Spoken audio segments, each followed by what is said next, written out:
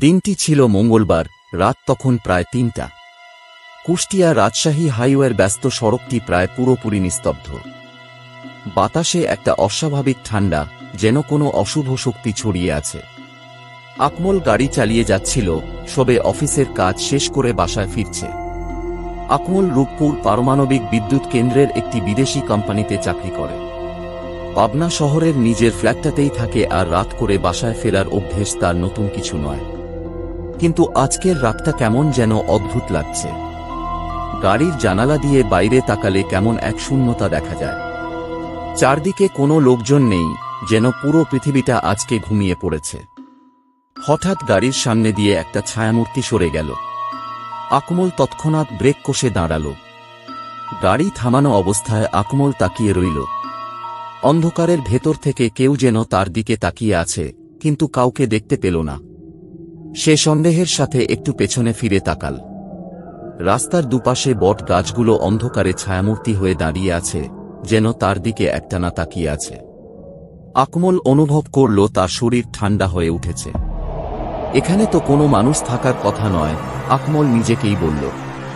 তবে সে নিজেকেই সাহস দিচ্ছিল, কারণ মনে মনে একটা ভয়ের অনুভূতি তাকে আচ্ছন্ন করে রেখেছে।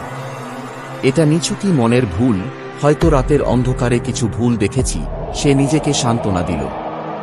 আকমল আবার গাড়ি চালানো শুরু করল, কিন্তু মনে হলো পিছনে কেউ তাকে অনুসরণ করছে।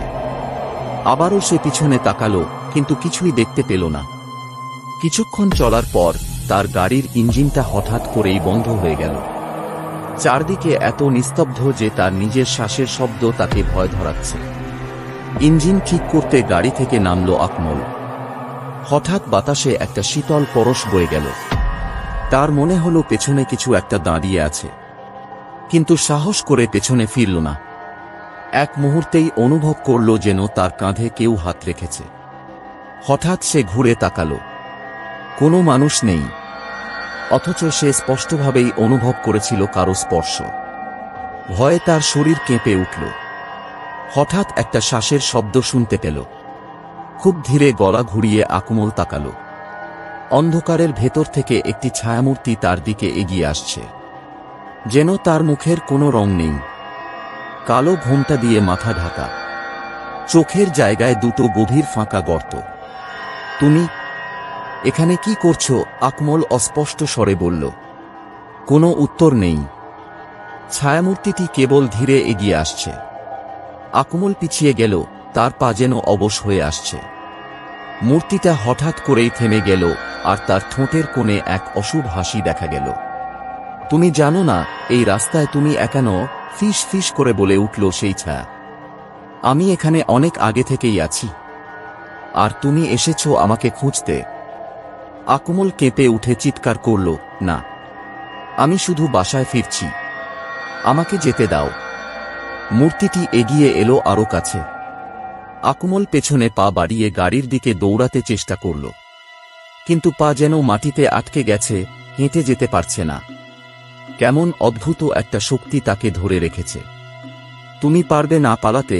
কেউ পারেনি, ছায়ামূর্তি বলে উঠল। অবশেষে আকমল দৌড়ে গাড়িতে উঠল আর দরজাটা বন্ধ করল। কিন্তু গাড়ির জানালা দিয়ে মূর্তিটির মুখ ভেসে উঠল। অন্ধকারে মূর্তিটির ফাঁকা চোখগুলো কেমন যেন ঝলমল করছে। আকমল জানালাটা বন্ধ করার চেষ্টা করল, কিন্তু সেটা আটকে গেছে। তুমি ভেবেছিলে এই শহরের ব্যস্ত জীবন থেকে পালাতে পারবে? মূর্তিটি ফিস ফিস করে বলল।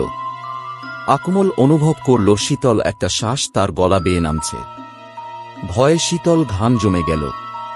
মূর্তিটি হঠাৎ করেই এক হাসিতে ফেটে পড়ল, তার ফাঁকা চোখ দুটোতে যেন আগুনের ঝলকানি।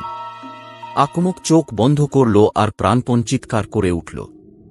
তার চোখ খোলার পর দেখে চারদিকে আর কিছু নেই, শুধু তার গাড়ির ভেতরে সে একা। মূর্তিটি যেন অদৃশ্য হয়ে গেছে। আকমল গাড়ির ইঞ্জিন চালানোর চেষ্টা করল। এবার ইঞ্জিনটা চালু হয়ে গেল। একটা বিশাল স্বস্তির নিঃশ্বাস ফেলে আকমল আবার গাড়ি চালানো শুরু করল। কিন্তু কিছু দূর যেতেই তার মনে হলো পাশে কেউ বসে আছে। ধীরে পাশে তাকালো আকমল। সেই ছায়ামূর্তিটি তার পাশে বসে রয়েছে, আর তার দিকে তাকিয়ে অশুভ রূপে হাসছে। তুমি পালাতে পারবে না, মূর্তিটি আবার ফিস ফিস করে বলল। আকমল আবারও চিৎকার করে উঠল। তার গাড়ি এবার নিয়ন্ত্রণ হারিয়ে রাস্তার পাশে বট গাছের সাথে সজোরে ধাক্কা খেল। সেই রাতেই মানুষ আকমলের মৃতদেহ পেল তার গাড়ির মধ্যে। মুখে সেই ভয়ের ছাপ, চোখ যেন কিছু একটা দেখার চিহ্ন রেখে গেছে। কেউ জানল না কি দেখেছিল আকমল সেই রাতে, কিন্তু সবার মনেই একটা প্রশ্ন রয়ে গেল। সত্যি কি আকমল একা ছিল, নাকি অন্ধকারে তার সাথে ছিল সেই ছায়ামূর্তি যে এখনো রাতে একা পথচারীদের খুঁজে বেড়ায়? তারপর থেকে অনেকেই বলে, গভীর রাতে ওই পথ দিয়ে গেলে কেউ যেন তাদের অনুসরণ করছে।